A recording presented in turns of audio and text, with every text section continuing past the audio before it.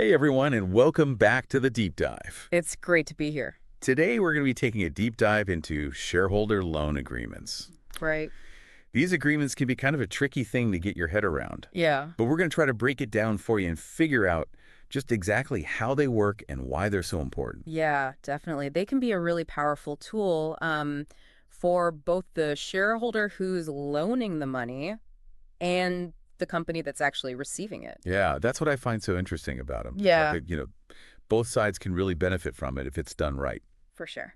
And that's what we're going to dive into today. So first off, like what exactly a shareholder loan agreement? It sounds kind of self-explanatory, but I think we need to really get down to the nitty-gritty here. Yeah, absolutely. So at its core, a shareholder loan agreement is really just a legally binding contract. Okay. It outlines the terms of a loan that's being made by a shareholder to a company that they hold shares in. So rather than just being an investor, they're actually loaning money. Exactly. Yeah. And this is a really important distinction because it's very different from, just buying shares or making an equity investment in the company. Right. So it's more like lending money to a friend who's starting a food truck. Yeah, that's a great analogy. Rather than buying a share of the food truck, you're saying, here's some money to get you going. Yeah. Pay me back when you can with a little interest on top. Exactly. Yeah. Mhm. So then why is a formal agreement even necessary? I mean, like you said, it's like lending to a friend. Right. Why not just a handshake? Why do we need to make it so official? Yeah. Well, even with friends, things can get complicated when money's involved, Oh, absolutely. especially when it comes to a business. You really want to have everything spelled out clearly, Okay. so that there's no misunderstandings or disputes later down the line. You want to make sure you're protecting both the shareholder and the company. So it's like a prenup for your business relationship. Yeah, exactly. You hope you don't need it, but Exactly. you hope you don't need it, but Exactly. it's good to have it just in case. Just in case. Yeah. So a shareholder loan agreement will typically outline things like, the loan amount, Okay. the repayment schedule, the interest rate, and what happens if one party defaults on their obligations. Right. That's crucial. Because things don't always go according to plan. They don't. No. So having those kind of fail-safes in place, I guess, would be the term. Exactly. Yeah, it helps to mitigate the risk, Okay. both for the lender and the borrower. All right. So let's break down some of those key elements even further. Okay. You mentioned the repayment schedule. Like, what exactly does that entail? Yeah, so the repayment schedule basically outlines when the loan will be repaid and in what installments. Okay. So it's like, will it be paid back in monthly installments? Will it be a lump sum at the end of a certain term? So there's some flexibility there. Yeah, it's really customizable depending on the needs of both parties. Okay. That makes sense. And then what about the interest rate?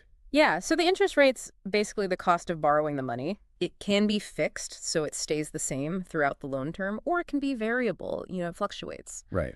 based on market conditions or some other benchmark. That sounds kind of complicated. It can be. I mean, I remember back in the day, like when my parents were getting their first mortgage, Right. variable rates were a big thing and they were always stressed out about it. Totally. Yeah. So is that something that's common in shareholder loan agreements too? Or is it usually fixed? It really depends. Okay. I mean, for shorter term loans, fixed rates might be more common. Okay. But for longer term loans, a variable rate could make more sense. It really just depends on, what the parties agree to and what the market conditions are like. Okay, so then what about this collateral thing? I feel like I've heard about that a lot, but Yeah. don't really grasp like what that is exactly. Yeah, so collateral is basically an asset that the borrower pledges to the lender as security for the loan. Okay. So it's basically saying, hey, if I can't repay this loan, you can take this asset to recoup your losses. So it could be something like, equipment or inventory or even intellectual property. Oh, wow. So it can be all sorts of things. Yeah, it really depends on the nature of the business and what the lender's comfortable with. Okay. But it's a way to kind of mitigate the risk for the lender. So going back to our food truck analogy, Yeah. what could a friend offer as collateral on that loan? Well, it could be the food truck itself. Okay. It could be the equipment inside the food truck, the ovens, the refrigerators, maybe even the recipe. The secret sauce. Exactly. Something that has value that the lender could potentially sell if they needed to. Okay, that makes a lot of sense. Yeah.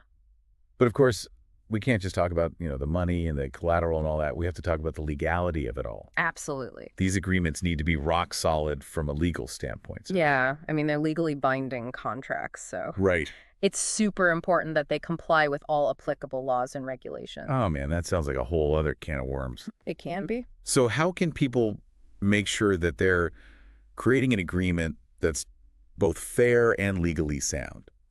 Well, traditionally, you would involve a lawyer to help you draft the agreement and make sure it's all in order. Okay. But luckily, these days, there are some really great tech solutions emerging. Yeah, I've heard about some of those. Yeah. Like, what's out there that can help people with this? Yeah. So there are platforms like Legitt AI Oh yeah, Legit AI. that can really simplify the whole process. I've heard they can like whip up an agreement in like minutes. Yeah, it's pretty amazing. How does that work? So basically, they use sophisticated algorithms Okay. to generate a customized shareholder loan agreement, taking into account all the specific details of your situation. Okay. So it's like having a virtual lawyer on demand, which can save you a ton of time and money. That's incredible. Yeah. So it's like taking all the legalese and all the headache out of it. It takes out a lot of the guesswork and a lot of the stress, too, Well, sure. because, you're using a platform that's been vetted and is legally sound. Yeah, and I guess like that peace of mind is priceless For sure. because then you can focus on what really matters. Exactly. Growing your business. Growing your business, building those relationships. Yeah, exactly. So as we wrap up here, it sounds like shareholder loan agreements are a really powerful tool Yeah, for both companies and shareholders, but only if they're done right. for sure. And that's where things like clarity, protection, and a solid legal foundation really come into play. Exactly. Having everything clearly outlined can really make all the difference. Definitely. And with tools like Legit AI out there, Yeah. it seems like there's no excuse for not having a solid agreement in place. It makes the process much more accessible. Exactly. So I guess my question for you and for all our listeners out there is, now that you understand the basics, Yeah.